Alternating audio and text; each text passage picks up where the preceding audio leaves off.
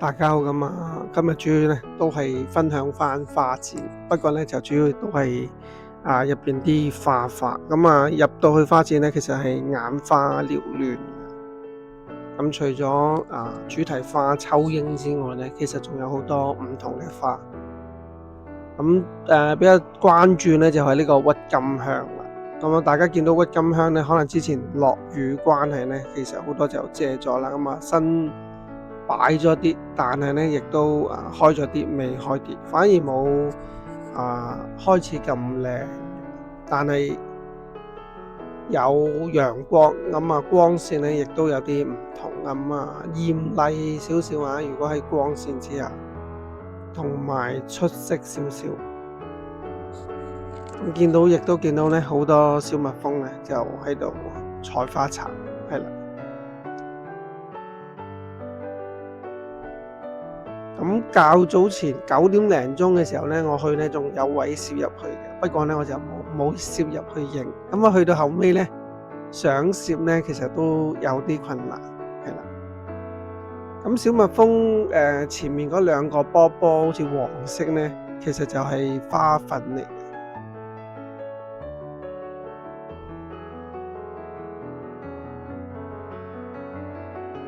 咁啲花咧就整體就比初頭就爭啲啦，咁但係咧都都係咁吸引人，同埋佢個顏色咧亦都好多。咁有啲咧就混色啦，咁有啲咧純白，係啦。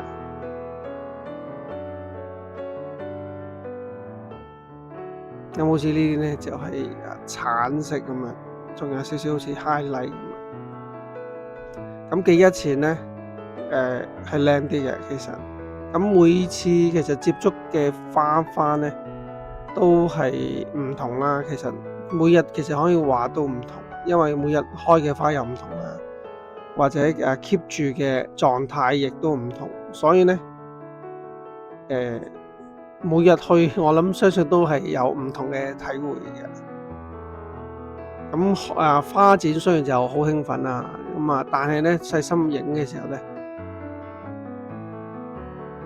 都揾翻自己中意啦，或者個靚啲嘅嚟影啦，咁啊開心啲。咁今年嘅主題花咧就係秋櫻。咁秋櫻喺香港其實都係原產地墨西哥，但喺香港好多公園咧，亦都好多園圃城都會採用嘅。咁我印象中咧，10幾年前好似都用過呢個秋櫻嘅。咁當年應該係金融風暴之後咧，就係2009年啊。咁可能就覺得秋櫻佢嗰個花園咧，就因為可以喺貧瘠少少嘅土地生長啦，咁啊亦都可以開花結果，變咗咧俾人一種比較堅強或者即係有啲信心富裕，所以咧喺逆境嘅時候咧就擺咗佢出嚟。咁今次咧就其實可能疫情之後啦，咁可能都鼓勵翻大家振作啊。咁喺橫琴呢個展區入邊咧，其實雖然話好單調但係咧我反而咧遇到呢個蝶戀花，佢戀上咧就係呢個秋櫻。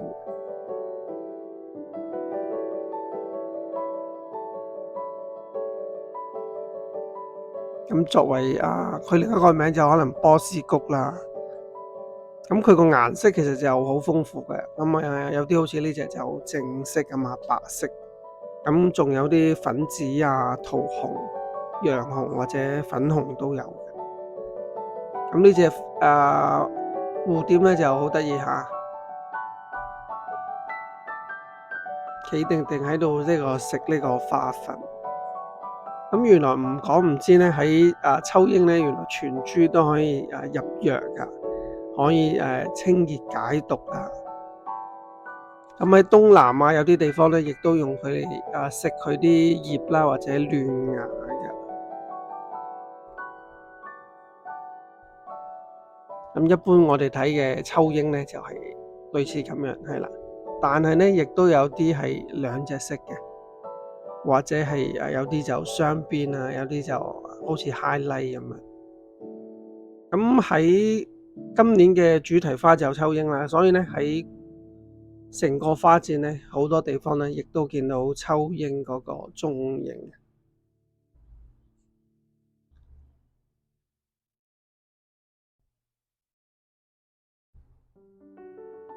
咁影影下，當然，我見到呢一隻咧，好特別喎，咁好似成隻筒嘅鍬鷹。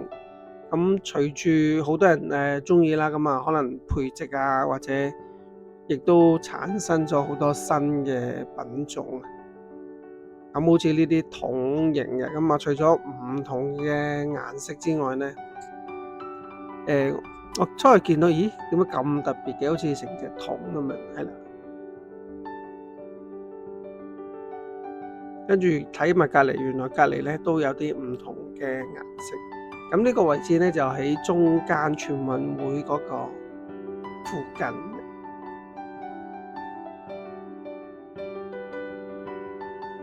係啦，兩隻唔同嘅顏色啦。咁啊，影得好似呢個咧就有少少逆光之下嘅。咁有陣時咧喺個低位咧就好啲。咁雖然咧有時踎唔到咁低，咁如果有長焦鏡咧，咁啊可以低少少咧都影到。咁啊背景咧可能唔同嘅人啊或者成咧，亦都賦予佢可能啲畫面咧有少少唔同，咁啊新鮮感多啲。所以花展咧除咗微距之外，因為微距咧你要對到好近，但係好多喺園圃啊或者啲裝飾入邊咧，你未必可以零距離接觸啊。咁所以咧長鏡就有個優勢啦。另外就嗰個最近對比啦，係啦，唔係最近對焦同埋最大放大比咧都好緊要嘅。咁啊見到有啲納杜鵑啊都幾靚，係啦。咁啊呢啲花壇上面嘅納杜鵑，咁就好似有少少火炬咁樣。咁一入門口咧，你就會見到薰衣草，係啦，呢隻就係你踎低咧，係個鼻近少少咧，係有少少香味。呢隻咧比較香少少。咁早前咧有網友咧就係啦提醒咗我咧，薰衣草原來我成日以為嗰隻薰衣草咧，原來係鼠尾草嚟。咁呢隻先至係薰衣草。咁留意下佢個葉咧係細啲，同埋好似有少少松樹咁。呢隻咧就係鼠尾草啦。咁最特別佢嘅花咧就大啲，同埋係多啲嘅，亦都唔係好似稻菊咁樣，即係前面慢慢咁樣喺上面開。咁有另外一隻色啦，咁佢個葉咧亦都係大啲嘅，咁啊成塊咁樣。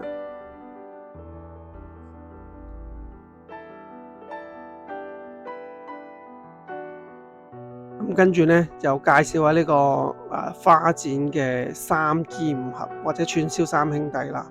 咁啊有呢個無地王啦，咁佢就一筒一筒嘅，都係好似一串咁樣。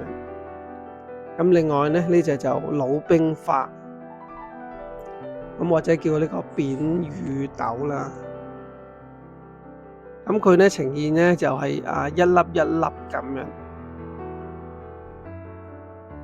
好似個塔咧慢慢上去。其實個形態都好相似噶，所以咧有陣時初頭咧我都有啲溝亂。咁呢隻咧就係飛燕草，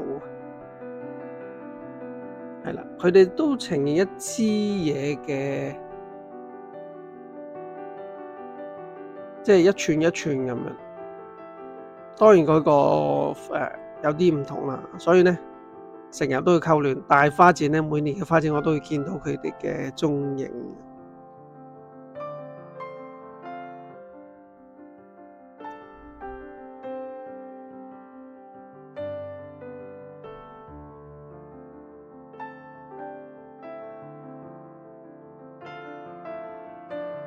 見得多咧，有陣時咧就會留意翻佢個名啦。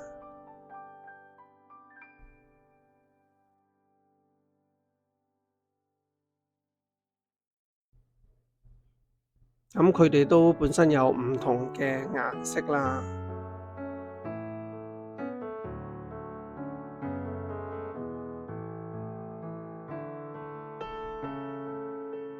咁好似毛地黃咧，其實亦都係啲可以入藥嘅，咁啊做嗰啲，咁你要做啲心臟藥啊成，咁你會見到其實佢原產地咧就係歐洲啊或者地中海，咁咧喺呢個希臘嘅擺展品入邊下邊咧都有啲嘅。咁喺呢個希臘神殿嘅遺址入邊咧都有嘅，咁啊仲有呢個火炬花啦，咁啊成支火炬咁樣。咁成個花展咧最可能係穀類嘅，因為秋櫻都係穀類之一嚟嘅。咁如果啲穀咧咁樣嘅影咧就單調啲，可能質啲咧就可能會好少少，有啲質光係啦。咁其實個菊花嗰個顏色啦、款式啦都好多。咁好似呢一隻咧，就好似呢個我初頭以為係玫瑰嚟嘅，就係驟眼睇咁啊，都好悅目下。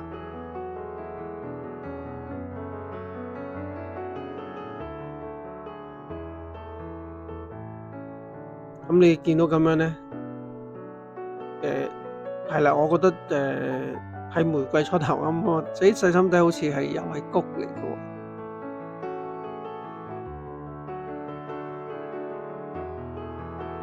所以幾吸引咧就影下。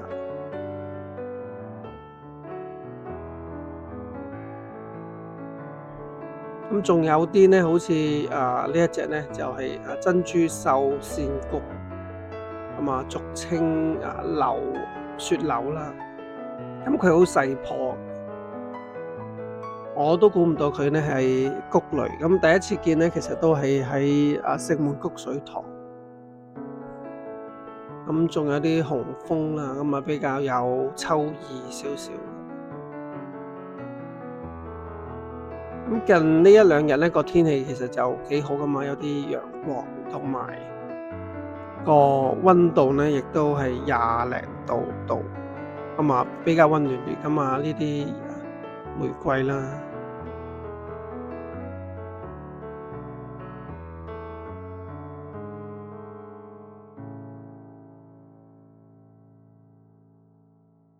咁喺呢度咧，絕對係眼花繚亂啊，花枝招展。咁仲有啲金魚草啦，唔同。咁啊呢隻都係花展常客㗎嘛，地涌金泉啊，佢個名好靚㗎。咁啊，我印象中咧，佢最吸引啲小蜜蜂。你見到佢其實佢有少少似香蕉嗰個形態。咁呢個就漏斗菜啦，咁啊婦女之友最好噶啦。咁上年見嘅呢個風鈴草咧，或者風鈴花咧就好靚。咁啊今年其實就少啲嘅，咁啊有部分嘅花鋪咧就用咗佢啫，係啦。咁上年我印象中係整成一個好似一大片啊，係啊，成個花海咁靚。咁今年咧反而就少見咗，咁啊仲有啲比較細啲，好似呢隻雪花木。咁有啲花咧其實就細啲，但係咧都幾悅目嘅。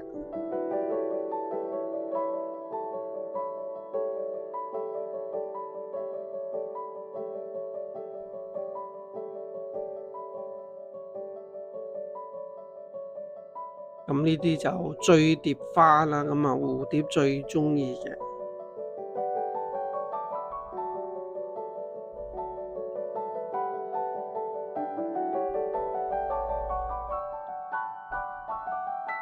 咁亦都有啲呢個好似係白松櫻嚟嘅。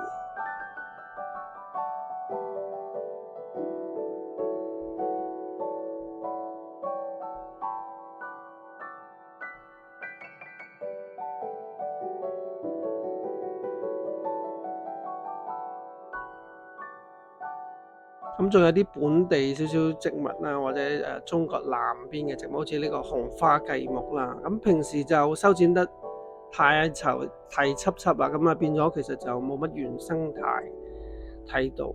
咁喺楊小坑公園咧，我見到棵比較大啲，咁啊仲有一隻蝶花夾埋。咁佢又比較特別啲，咁啊4隻蝴蝶咧，我都係啱啱認識嘅咋。咁啊，佢好似白色嘅嗰啲花咧，好似幾隻蝴蝶咧圍住黃色中間啲花咁樣。咁亦都有小蜜蜂咧就去幫襯。咁呢啲咧都係比較本土少少嘅植物嚟嘅。咁有陣時咧，可能我哋都野外可能有機會都見到。咁啊，仲有呢隻野外見得比較多嘅就係車輪梅啦。咁每年嘅春季咧就會見得比較多啲。咁啊，公園有啲都會有嘅。咁佢個花咧其實都好多下。雖然咧佢個高度咧就唔係好高嗰啲嚟嘅。咁我見有啲社區花圃嘅咧，亦都用咗佢嚟做裝飾。咁啊，有啲就開得幾靚啦。咁有啲咧其實就斜斜地嘅，係啦。咁可能早開啲啦。咁啊有開就花開就花謝啦。咁啊都好正常。咁仲有呢隻就紫荊花。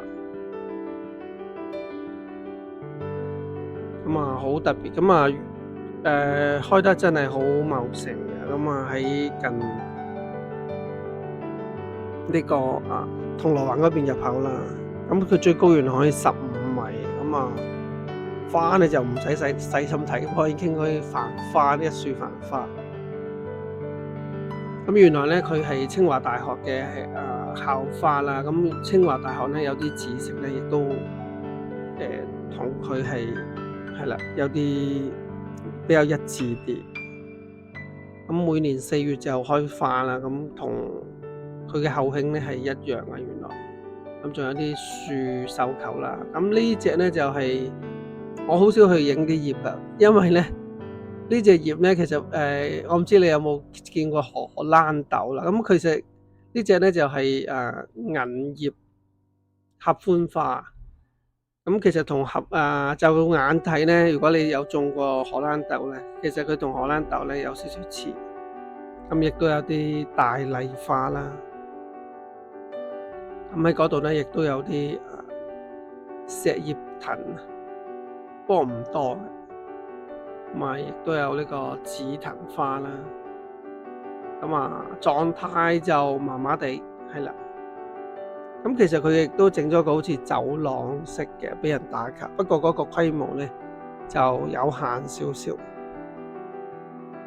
同埋紫藤花就冇咁茂盛啦，係啦。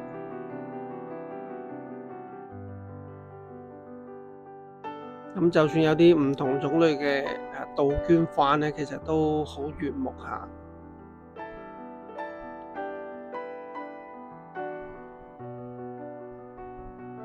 咁呢隻就橙黃色啦。咁佢個蕊咧都好突出下。咁最常見嘅喺香港咧，可能真係杜鵑花，亦都係本土化少少。咁好多香港嘅公園啊，或者街角咧，都會一角。當然就冇呢啲咁靚，呢啲應該係特別培植成。咁呢隻咧就更加鮮豔添，同埋有唔同嘅顏色啦。咁呢個好似喺紫荊花下邊。咁突然間覺得去咗呢個福島。咁可以呢啲咧就打卡位。其實喺公園嘅打卡位咧，隨處都係。反而我見到有啲咧就其實好好打卡，不過咧啲人就冇去打咁樣，係啦。有時間最好咧就早少少去。中午咧開始熱咧就早啲，係啦。行就 OK 嘅。亦都有呢個尖沙咀鐘樓啦。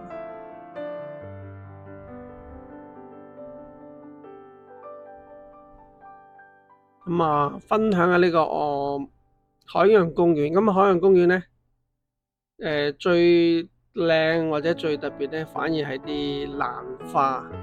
咁喺佢兩個入口啦，一入一出咧都有啲蘭花。咁今年咧熊貓都好搶眼噶嘛，呢個紅燈籠啦，咁喺銅鑼灣一入場嘅左手邊呢個右手邊咧就係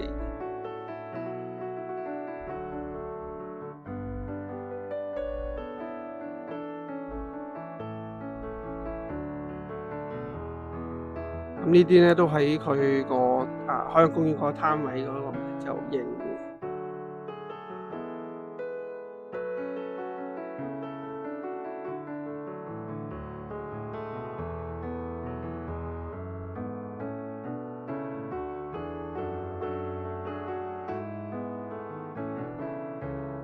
咁呢啲花都好豔麗，但係因為比較多人打卡，我就少影咗，係啦。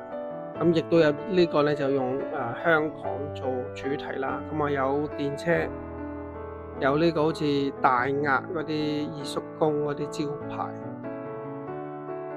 咁呢個咧就比較迷幻或者科幻少少。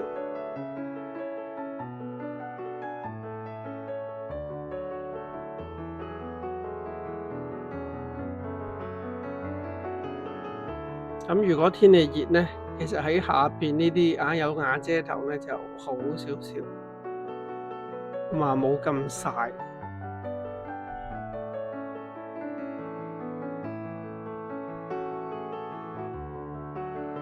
另外其實有啲花咧都唔係咁中意，即係對太陽咧就唔係咁熱情嘅啫。好似大麗花一類咧，其實佢反而中意啲陰少少。咁啊有啲調皮嘅呢個小熊貓。咁啊餐艇呢個項目咧，咁有啲專家話啲槳咧要向外㗎。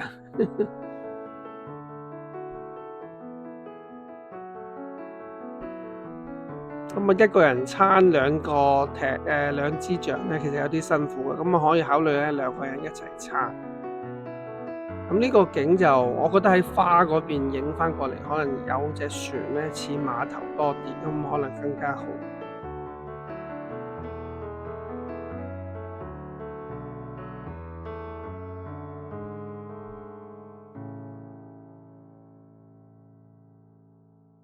咁啊繡球花咧都相當多嘅。咁行完之後咧，我就換咗支鏡咧，所以咧就影多少少景。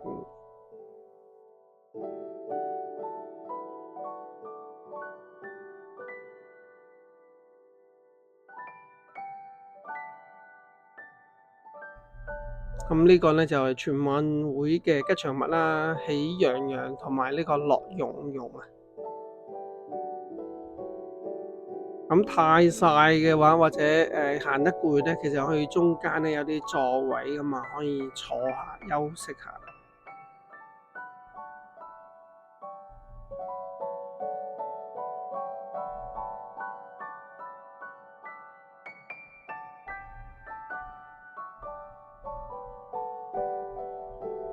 咁如果你話出色啲咧，除咗啲花圃好似啲彩虹喺你背後之外咧，其實有陣時啲動物咧都好吸引嘅，因為佢哋嘅顏色咧就非常鮮豔。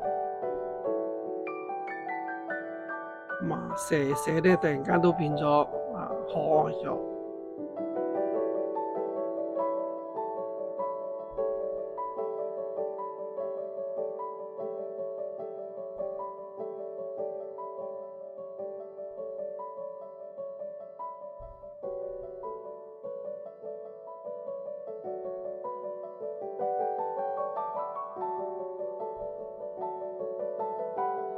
咁行下行下咧，又行翻去天后嗰邊啦。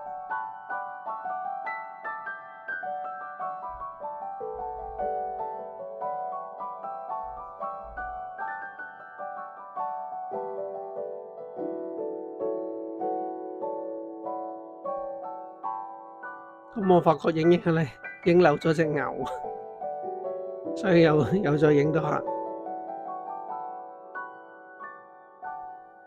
咁如果你話影繡球花咧，一定係呢個大自然嘅禮物，呢個禮物盒度。咁啊，花展咧仲有幾日，咁啊，大家有時間咧就快少少爭取珍惜時間。